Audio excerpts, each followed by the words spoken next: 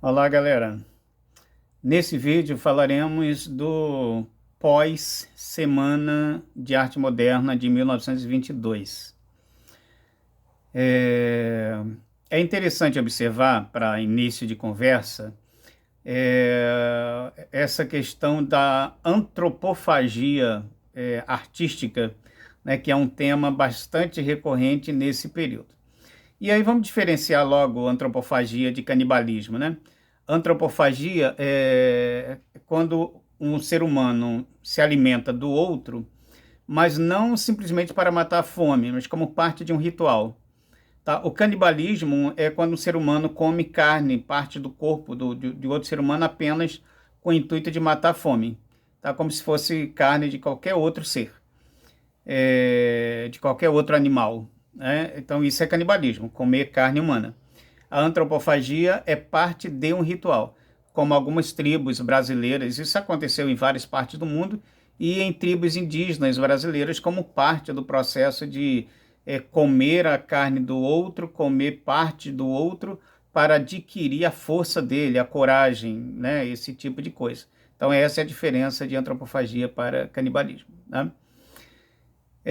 Uma das discussões nesse período pós-Semana de Arte Moderna era aquele fato do povo brasileiro ser um eterno colonizado. Então, assim, os organizadores dos movimentos, né, de antropofagia dessa época, uma das intenções era criar uma alma brasileira nas artes, de um modo geral, na literatura, tá? Porque estava se cansando, essa galera estava cansada da ideia de sermos um país eternamente colonizado. Tá? Então se queria criar uma cultura brasileira, uma arte brasileira, mas que se alimentasse da cultura europeia. A Europa sempre se alimentou, né, da América Latina. A proposta aqui era que o Brasil se alimentasse agora dessa cultura europeia. Tá? Daí essa relação com a antropofagia. Tá? Então, nesse período aí, dentro do movimento de antropofagia, se criou a revista Claxon e a revista Antropofágica. Essas duas revistas, tanto a Claxon quanto a Antropofágica, o objetivo era dar espaço para que os novos artistas, né, expusessem sua obra, publicassem seus poemas, seus textos, no caso dos escritores, e suas obras de arte, né, reproduções de suas obras de arte, no caso dos pintores. Essa era a ideia, tá? Porque a imprensa, de modo geral, ela ofereceu bastante resistência à Semana de Arte Moderna e muitos jornais não publicavam nada relacionado a ela, a não ser para criticar.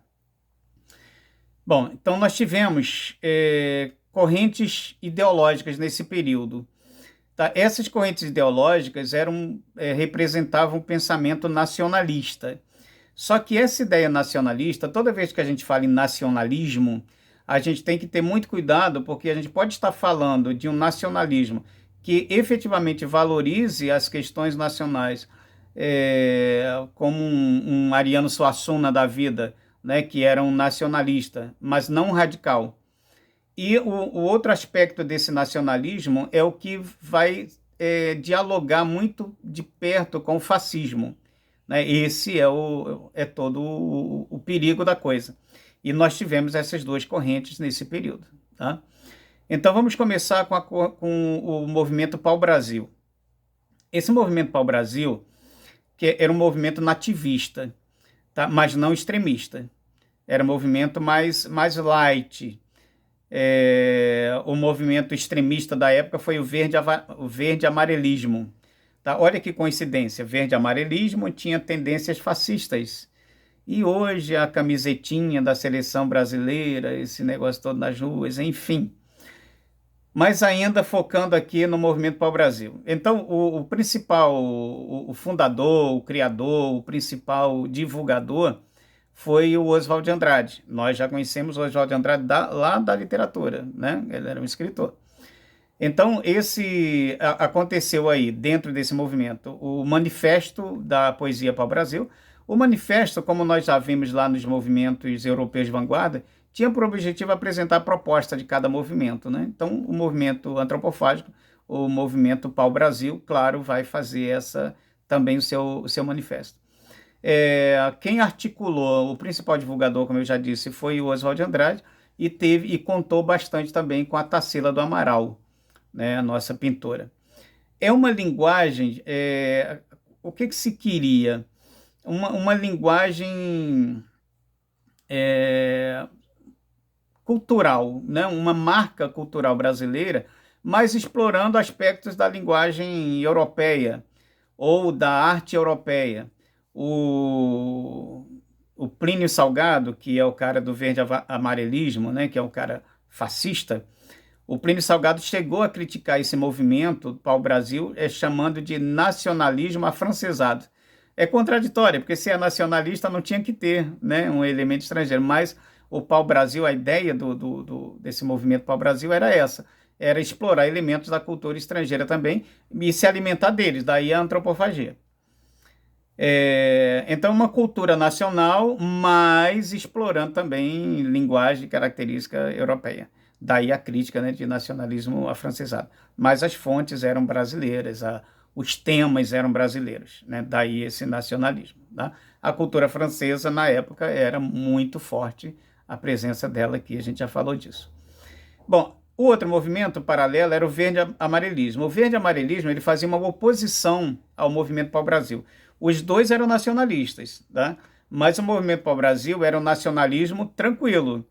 E o verde-amarelismo era um movimento com fortes tendências fascistas, né, liderado pelo Plínio Salgado.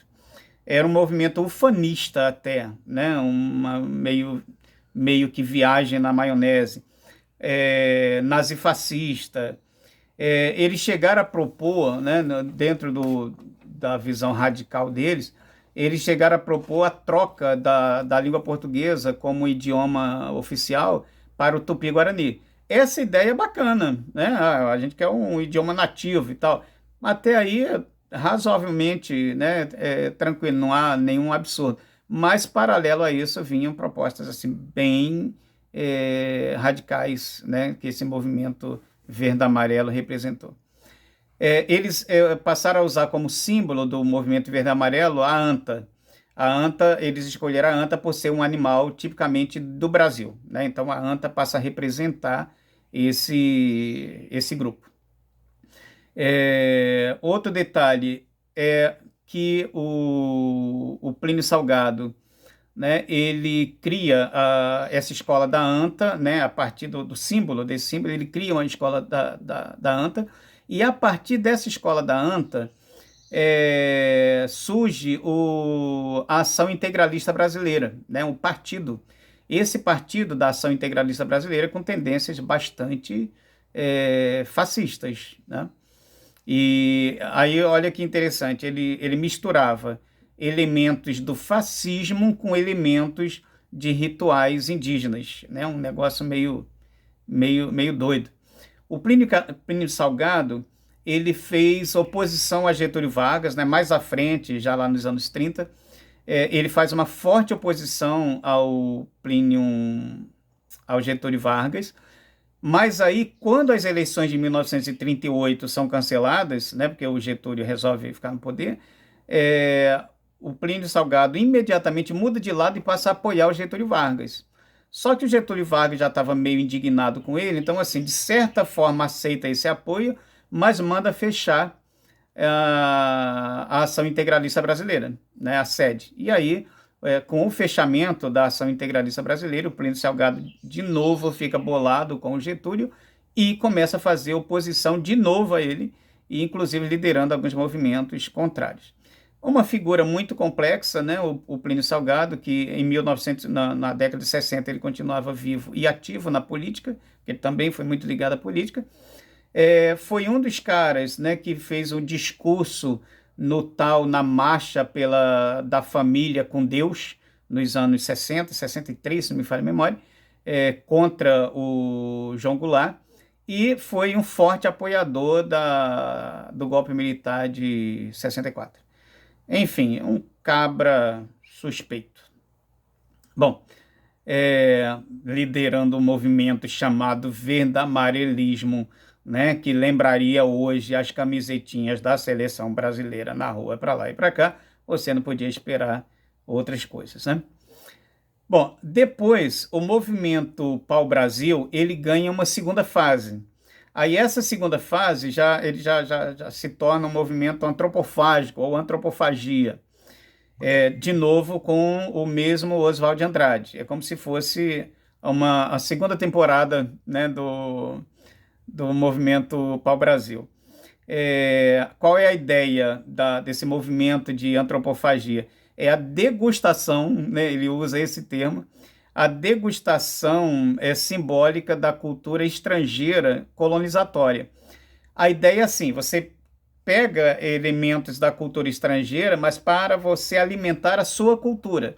Então, assim, nós queremos enriquecer a cultura brasileira e nos apossar, tomar posse de elementos da cultura europeia. Não para valorizar a cultura europeia, mas a nossa.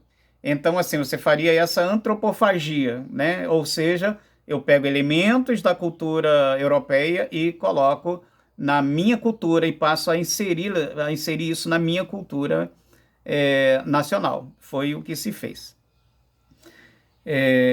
Com a ideia de superar, tá? Era fazer isso e criar uma cultura brasileira mais importante, melhor, mais bombada do que a cultura europeia, mas usando elementos da cultura europeia, tá? Essa era a ideia, ou seja, se alimentar da Europa, já que a Europa durante tanto tempo se alimentou da gente, né?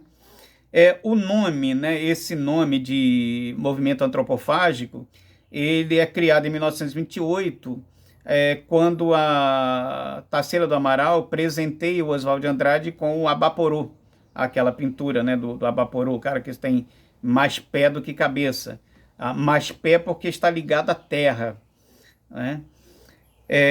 E aí, essa, como eu já disse, é uma nova etapa, né, do manifesto do movimento pau-brasil. E aí se cria a revista de antropofagia, como eu já disse também, que chega a ter 26 edições, ela circula entre 1928 e 1929. O manifesto antropofágico do Oswald de Andrade, ele chega a fazer uma crítica direta e forte lá ao Padre Vieira, né, culpando o Padre Vieira, de certa forma, pela ação dele no processo de colonização. Bom, então, esses são os principais movimentos, né, pós-Semana de Arte Moderna, dos artistas, né, assim, de peso na pintura depois da semana. Nós tivemos a Tarsila do Amaral, o Cândido Portinari, né, que é um cara fantástico. O Cândido Portinari, ele tem ele deforma, né, as personagens. Isso é muito interessante na obra dele. Então, num quadro que ele tem chamado Café, as mãos e os pés das pessoas que trabalham na cultura do café são imensos, são muito grandes, desproporcionais. A ideia da mão muito grande criar relação do quanto aquelas pessoas eram importantes para o trabalho. Não que aqueles seres humanos não importavam tanto, mas a ligação deles com o trabalho, daí a mão, né, para criar essa relação, essa simbologia com o trabalho.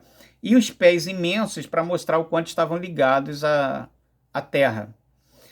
Já num quadro chamado Os Retirantes, ele faz o contrário, ou seja, as personagens dessa tela, os retirantes, eles são extremamente magros, né, muito magros, magérrimos, justamente para mostrar a miséria, né, para representar a fuga do sertão, principalmente do sertão nordestino, né, nesse processo, e ali a magreza, né, das personagens para reforçar essa ideia de miséria da qual eles tentavam fugir. Então é isso, gente. A nossa arte, né, a nossa história, ela se repete. Então nós tivemos assim vários movimentos com tendências fascistas. Nós vemos o futurismo lá entre os movimentos europeus de vanguarda, que foi inclusive a arte adotada pelo Mussolini na Itália, né? Então você tem a arte, embora ela seja a princípio, né, uma forma de liberdade, exige, né, liberdade de expressão, embora ela seja quase sempre uma forma de se fazer uma crítica de maneira livre, mas ela também muitas vezes se liga, né, a movimentos assim que não têm a nossa simpatia. Não há como você ter qualquer simpatia pelas propostas fascistas, nazistas, nazifascistas, né, que é a junção disso, porque são radicais, não admitem ideias diferentes, né, são apenas eles não conhecem, mas você vai encontrar artistas com essas tendências, né? Tanto que você tem Regina Duarte, que você tem Mari Frias, né, fazendo uma representação aí contra os próprios artistas, né? Porque ao assumir o cargo na Secretaria de Governo, Secretaria de Cultura, eles foram contra todos os demais artistas do meio televisivo, teatro, cinema, que eles representam. Então, né, nós tivemos algo parecido lá no movimento no verde amarelismo, com suas tendências bem fascistas, com o Plínio Salgado, que também era um fascista. É isso, galera. Mas nós tivemos também o Portinari, que era um crítico fantástico, né, através da pintura. Enfim, diversidade. Abraço para quem for abraçável, beijo para quem for beijável. Até o próximo vídeo.